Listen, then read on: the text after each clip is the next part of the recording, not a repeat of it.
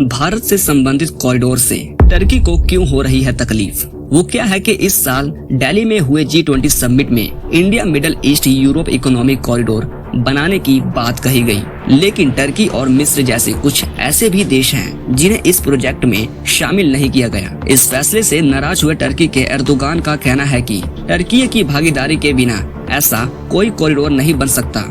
उनके हिसाब से पूर्व से पश्चिम तक व्यापार करने के लिए सबसे बेहतर मार्ग को तुर्की से होकर गुजरना चाहिए। तुर्की प्रोडक्शन और व्यापार का एक इम्पोर्टेंट आधार है। एर्दोगान को ऐसा लगता है कि आईमैक, मेरे कहने का मतलब है कि India middle east Europe economic corridor के बनने से तुर्की को पूरी तरह से किनारे कर दिया जाएगा, जिसे तुर्की कभी नहीं चाहेगा।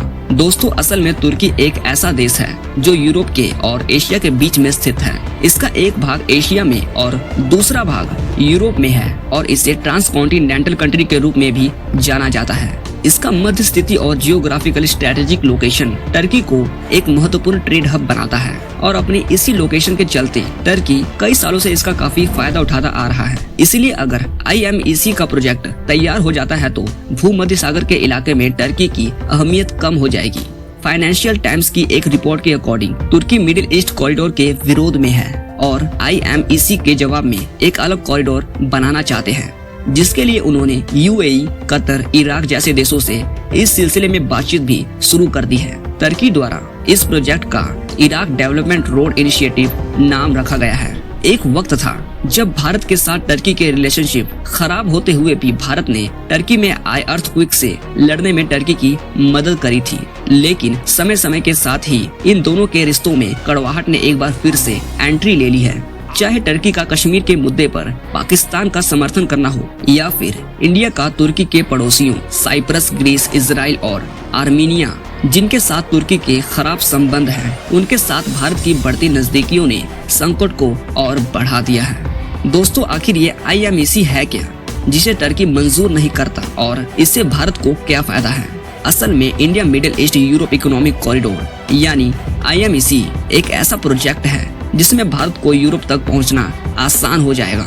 इसे एक ट्रांसपोर्ट कॉरिडोर के रूप में देखा जा रहा है जो एशिया, मध्य पूर्व और यूरोप को एक व्यापार मार्ग से जोड़कर आर्थिक विकास को बढ़ावा देगा। इस गलियारे में कुल मिला के 8 देश मौजूद हैं जो भारत, UAE, सऊदी अरब, इजराइल, फ्रांस, जर्मनी, इटली और यूरोपीय यूनियन जैसे देशों से होते हुए गुजरेगा, जिसमें रेल और समुद्री मार्ग शामिल हैं। और तो और भविष्य में स्थायी ऊर्जा का उपयोग करने के लिए हाइड्रोजन पाइपलाइंस को भी तैयार करने का लक्ष्य है। इस कॉरिडोर के तैयार होने के बाद सामान को भारत से यूरोप तक पहुंचाने में तकरीबन 40% समय की बचत होगी। अभी भारत से किसी भी कार्गो को शिपिंग से जर्मनी पहुंचने में 36 दिन लगते हैं। इस रूट में 14 दिन की बचत होगी और यूरोप तक भारत के लिए आयात निर्यात पहले से काफी आसान हो सकेगा। G20 शिखर सम्मेलन के दौरान अमेरिका और यूरोपीय संघ ने IMEC को सराहा है, क्योंकि इस परियोजना को एक ऐसे मार्ग के रूप में देखा जा रहा है जो चीन के बेल्ट एंड रोड इनिशिएटिव का तोड़ बन सकता है और बढ़ते चाइना के प्रभाव को कम किया जा सकता है। BRI यानी कि बेल्ट एंड रोड इनिशिएटिव एक बड़े स्केल पर चाइना द्वारा शुरू की गई एक इंफ्रास्ट्रक्चर डेवलपमेंट और इकोनॉमिक कोऑपरेशन इनिशिएटिव है। इसको दूसरे नाम से वन बेल्ट वन रोड भी जाना जाता है। BRI का मकसद है कि एशिया, यूरोप, अफ्रीका और मिडल ईस्ट के बीच में एक नेटवर्क बनाया जाए जिससे ट्रेड, इंफ्रास्ट्रक्चर डेवलपमेंट और इकोनॉमिक कोऑपरेशन बढ़ाया जा सके। BRI के तहत चाइना ने रेलवेज, हाईवेज, पोर्ट्स और एनर्जी प्रोजेक्ट्स की इन्वेस्टमेंट की है और अलग अलग कंट्रीज के साथ इंफ्रास्ट्रक्चर डेवलपमेंट प्रोजेक्ट पर वर्क किया है।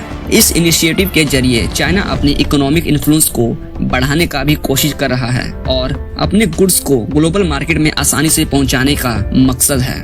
BRI की शुरुआत 2013 में हुई थी और उसके बाद से चाइना ने कई कंट्रीज के साथ एग्रीमेंट साइन किए हैं और इंफ्रास्ट्रक्चरल प्रोजेक्ट शुरू किए हैं। ये इनिशिएटिव एक कंट्रोवर्सी में भी बनी रही है, क्योंकि कुछ कंट्रीज को लगता है कि चाइना अपने इकोनॉमिक और पॉलिटिकल इन्फ्लुएंस को बढ़ा रही है और डेब्ट ट्रैप में फंसाने का खतरा है।